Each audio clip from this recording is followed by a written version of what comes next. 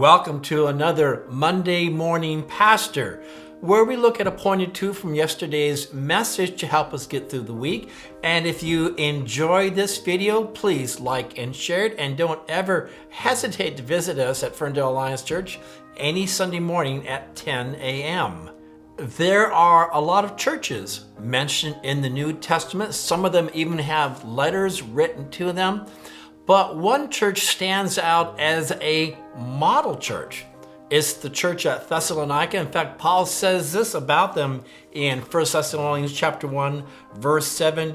You became a model to all the believers, and your faith in God has been well known everywhere. That's pretty cool. So we looked yesterday at why this church is a model church. One thing that marked this church is that they knew how to love people.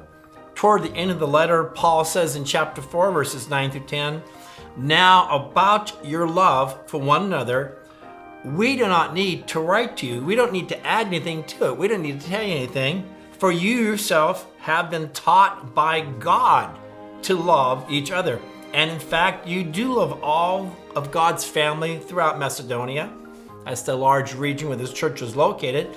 "And yet we still urge you, brothers and sisters, to do so more and more." Two things stand out to me. First of all, Paul says they love well because they've been taught to love by God. Well, what does that mean? Well, first of all, I think it recognizes God as the example, especially in his son, Jesus Christ, watching how Jesus unconditionally and sacrificially love people. I think it also might imply to us that we ask God to teach us. God, show me how to love people that are especially difficult to love. I don't know about you, but I bet you have people in your life that are difficult to love. Sometimes we have to just stop and say, God, how do I love this person effectively? And finally, I wanted to mention something that's at the end of this passage, chapter 4, verse 10.